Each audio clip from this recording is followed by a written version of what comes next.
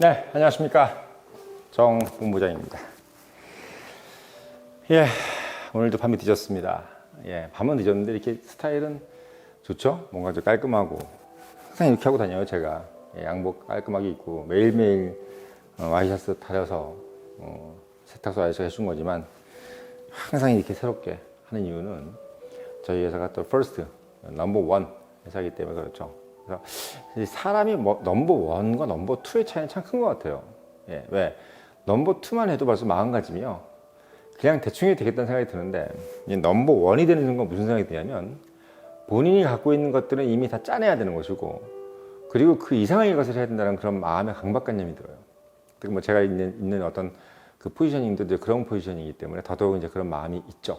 그래서 참 마음이 어떨 때는 상당히 무겁기도 하고 힘들기도 합니다.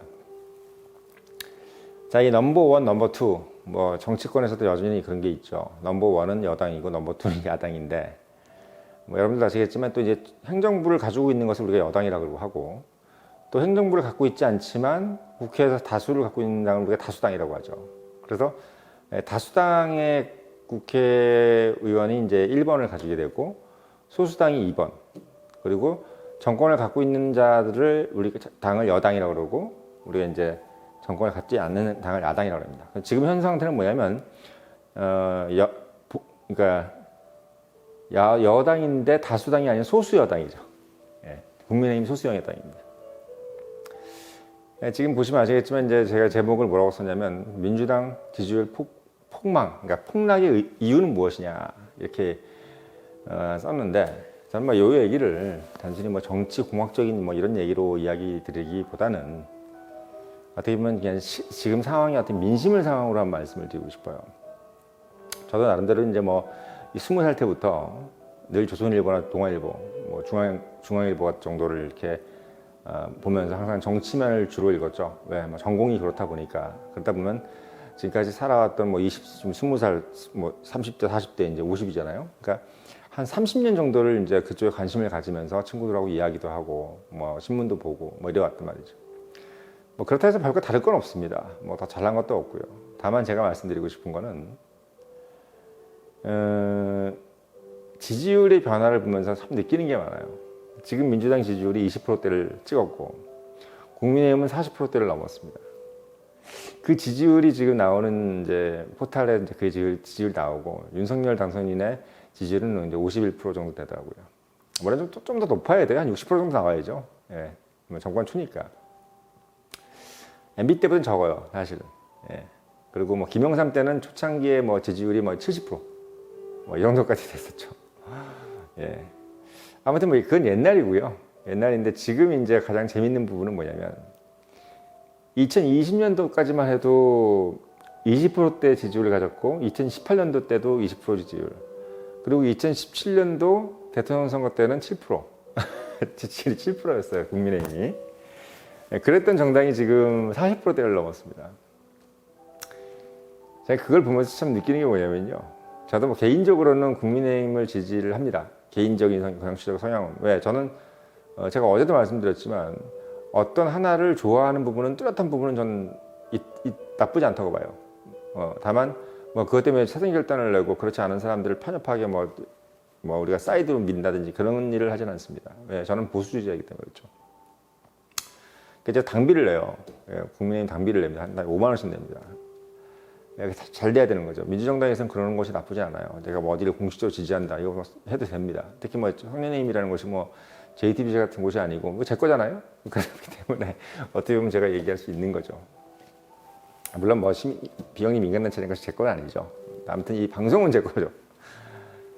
보면 이제 민주당이 이제 20%대를 찍었다는 걸 보니까 참 어떻게 이렇게 40%대, 50% 넘게 지지율이 나오던 정당이 그렇게 야정이 날까 싶었는데, 그 이제 분수령이 된 게 어떻게 보면 지난 그 서울시장 보궐선거 때인 것 같아요. 서울시장 보궐선거 때. 그때 이제 부산시장도 있었고, 그때 이제 다 성추문으로 물러났었죠. 그때까지만 해도 박영선 후보가 이제 40%대를 넘어가면서 민주당의 어떤 지지율이 견고한 줄 알았어요.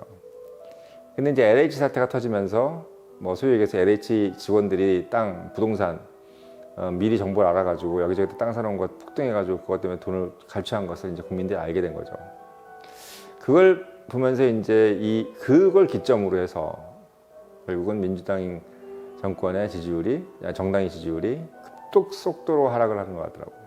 그래서 지금 민주당의 어떤 지지율의 가장 큰 핵심, 폭락의 핵심은 그냥 첫째도 둘째도 셋째도 일단 부동산입니다. 일단 요인은 부동산이에요. 그럼 그 요인이 부동산인 요인을 근데 이런 결과를 만들어내게 한 동인은 뭐냐? 이건 바로 뭐냐면 중도입니다.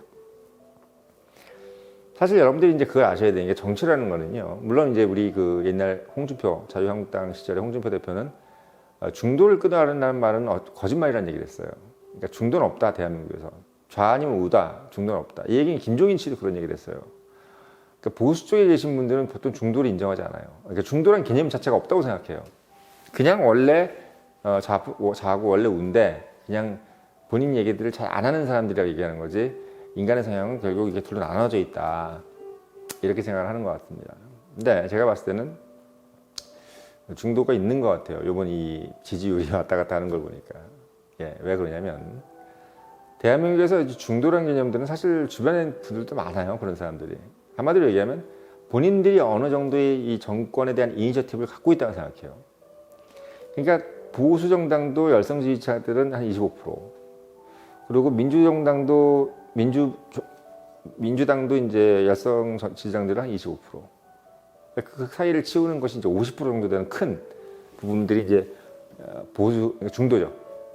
이 중도층들 중에서 이제 결국은 일부는 국민의힘 쪽, 또 일부는 이제 민주당 쪽을 이제 지지하게 되는 겁니다. 그게 어떻게 보면 이제 많이 가져가는 쪽이 이제 결국은 이번에 윤석열 당선인처럼 정권을 가져오게 되는 것이고 또 국회의 다수당이 되는 겁니다. 이게 제가 봤을 때는 결국 그 부동산 문제가 이제 결국은 어떤 문제를 야기시켰냐면 일단 빈부의 격차를 만들어냈죠. 예, 빈부의 격차. 그리고 또 하나는 뭐냐면 실제로 이제 연끌을 해서 집을 산 사람들도 상당히 지금 스트레스를 받고 있는 상황이에요. 왜? 지금 금리가 오르지 않습니까? 연끌을 해서 부동산 산 것까지도 어떻게든 간에 뭐 정부가 이제 부동산 정책을 잘못했든 아니면 세계적으로 뭐 부동산이 올라서 뭐 세계적인 인플레 때문에 올랐든 뭐 세계적인 인플레 때문에 오른 것도 맞습니다. 실제로 뭐 우리나라만 부동산이 오른 게 아니라 뭐 일본이고 러시아고 영국이고 다 올랐어요. 미국이고 다 올랐는데 문제는 뭐 그게 이제 우리가 영국 미국을 못 보니까 이제 이렇게 된 건데 그래서 연끌을 해서 샀는데 이제 또 보니까 또 금리가 오르는 거예요. 금리가 오르면 또 어떻게 되겠어요? 또 부담이 늘어나는 거죠. 대출 이자가 늘어나는 거예요. 3%대 대출 이자가 7%가 되는 상황으로 이제 가게 되는 거죠. 이제 그렇게 돼버리면 이제 집 사놓고 집이 안 오는 건데 이제 어떻게 보면은 이자를 계속 내야 되는 이런 상황이 이제 도래를 하는 겁니다. 제가 봤을 때는 이제 그런 것 때문에 일반 중도에 계신 분들은 정치적 이념보다는 실리적인 게 중요한 사람들이에요. 중도라는 것은. 한마디로 내 주머니, 내 정신상, 나의 안락함, 내 행복감을 지켜주면은 나는 보수든 진보든 상관없다라는 생각을 가진 사람들이 바로 중도예요. 우리가 내 스스로가 보수다, 내 스스로가 진보다라고 얘기하는 사람들은 실용적인 마인드라기보다는 그 자체의 이데올로기에 상당히 충실한 사람들입니다. 우리가 보통 보수가 실용이라고 그러는데 우리가 아주 보수적인 사람들은 또 실용이란 말 싫어해요. 우리가 정규재 씨 이런 사람들 실용 별로 안 좋아합니다. 친박 실용 되게 안 좋아해요. 왜 안 좋아하냐? 실용은 아무것도 안 하는 개념으로 생각해요. 그 사람들은. 그냥 아무 어떤 추진력과 방향이 없이 그냥 그때그때 되는 대로 한다는 것이 실용이라는 생각을 가지고 있다고 그렇게 비판을 합니다. 그리고 뭐 진보 쪽에서는 또 실용이라 그러면은 그야말로 부자 위주의 일을 하겠구나, 정책을 펼치겠구나라는 것으로 이해를 합니다. 그러니까 극우의 입장에서 봤을 때 실용은 아무것도 안 하는 부자기를 의미하는 거고, 극좌에 있어서의 실용은 뭐냐면 재벌 위주의 정책이라든지 또는 부자를 위한 감세 정책 뭐 이런 것으로 생각을 하는 거죠. 그리고 어떻게 보면 경쟁주의 이런 걸 생각하는 거죠. 아무튼 뭐 그런 것들은 여러분들이 다 이미 알고 있는 얘기지만 민주당 지지율의 가장 큰 폭락은 결국은 이제 부동산 여파로 인해서 중도층이 상당한 피로감을 느끼고 있는 겁니다. 예. 중도층이 상당한 피로감을 느끼고 있고 이미 골이란 거예요. 골. 한마디로 얘기하면 민주당이 뭘 잘못했다 또는 뭐 국민의힘이 잘했다 이게 아니라 그냥 민주당이 해왔던 모든 과거들의 것 때문에 지금 자기가 상당히 고생을 하고 있다고 생각하는 거예요. 이 고생스러움이 너무나 싫은 겁니다. 지금. 그래서 어떻게 보면 그냥 투정을 부리는 거죠. 투정. 마찬가지로 우리가 이제 그 2017년도 촛불로 인해서 이제 탄핵이 되고 자유한국당 지지율이 7%까지 떨어졌을 때 이건 과연 정상적인 것이냐라고 생각했을 때 그것 또한 말하자면 뭐냐면 거의 70% 정도의 확고부동한 지지율을 보내줘서 당선이 됐으면 대통령 업무를 열심히 하고 그리고 출퇴근도 열심히 하고 아침 일찍 일어나서 회의도 하고 하면서 국정을 챙겨야지 이게 뭔 난리냐. 그리고 같은 당의 사람들에 의해서 탄핵이 되다니 바보 같은 대통령 아니냐. 어떻게 보면 그냥 같은 보수 쪽에 있는 사람들도 그냥 그 박근혜 대통령에 대해서 그냥 져버린 거예요. 그게 이제 7%라는 게 나오는 겁니다. 지지율이. 그러니까 우리나라의 정치라는 것은요. 뭐 객관적인 정책에 대한 평가라는 것도 있겠지만 기본적으로 그로 인해서 그런 정책이라든지 그런 어떤 정치권의 행동에 의해서 내가 정신적으로 상당히 피곤하다든지 뭐 탄핵이라는 것도 결국 그렇잖아요. 국제적인 망신이지 않습니까? 그러니까 내가 찍은 사람에 의해서 내가 정치적인 망신을 당한다든지 그냥 정신적인 트라우마를 겪는다든지 이런 것에 대한 반발작용이 가장 커요. 정치는. 그러니까 우리 국민들이라는 것이 정권에 대해서 뭔가 어떤 냉정한 평가를 하거나 뭐 선생님이 얼마나 그 학생들의 시험지를 채점하듯이 뭐 수미양가를 가리는 게 아닙니다. 그냥 나빴다 좋았다를 얘기하는 것이고 내가 지금 힘들다 안 힘들다 내가 모멸감을 느꼈다든지 또 내가 지금 현재 자체가 경제적으로 힘들다든지 하면 그냥 가차없이 마이너스 점수를 X표를 주는 겁니다. X표. 그래서 보통 우리가 지방선거라든지 총선에서는요 이 비등비등하게 가는 경우가 별로 없어요. 보통 여소야대가 되거나 뭐 옛날에 그 탄핵 때 노무현 탄핵 때처럼 열린우리당이 원래는 노무현 탄핵이 없었으면은 상당히 적은 당이 있었음에도 불구하고 갑자기 이제 거대 여당이 돼버렸죠. 반발작용으로. 그러니까 우리나라 정치는 제가 이제 1차원 경험으로 봤을 때는 어떠한 문제에 대해서 정신적인 짜증남, 그러니까 뭐 예를 들면 뭐 노무현 대통령을 탄핵한다든지 또는 뭐 어떻게 보면 탄핵 시도 그리고 박근혜는 실제로 탄핵이 되고 이런 모습을 봤을 때 국민들은 상당한 짜증을 나는 겁니다. 그 정신적인 괴로움 그리고 실제로 부동산 같은 또 정신뿐만 아니라 육체적인 괴로움 이 괴로움이 결국은 지지율에 급바로 영향을 미치게 되는 거예요. 근데 그게 이제 비등비등해지지 않는 거예요. 그럼에도 불구하고 나는 민주당을 지지했기 때문에 민주당 찍고 이게 아니에요. 중도들은 어떻게 보면 프랙티컬한 사람들이기 때문에 나한테 실질적으로 정신적으로 육체적으로 힘듦을 주는 거에 대해서는 그냥 외면해 버린다는 겁니다.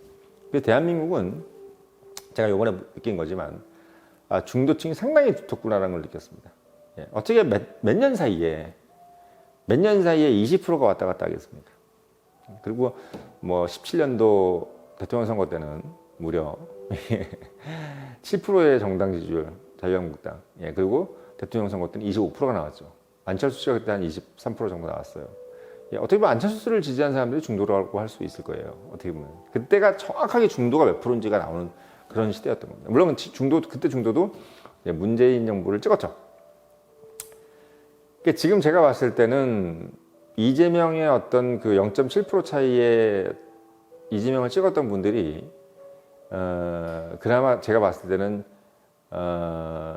마지막 어떻게 보면은 그래서 이 정부에 대해서 문재인 정부에 대해서 마지막 문재인 정부 자체에 대한 어떤 인기가 높았던 것 같아요. 제가 봤을 때 문재인의 자체가 민주당보다 인기가 높았다라는 느낌이 좀 들어요.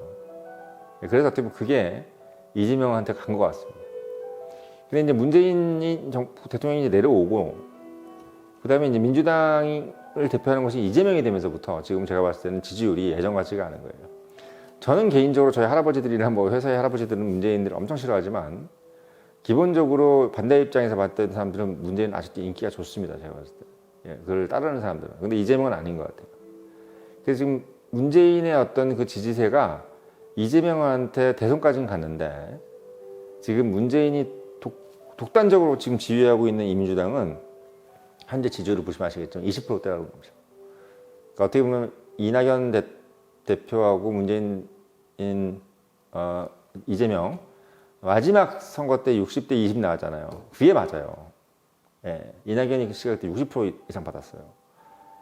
예, 그 대장동 나오기 전에.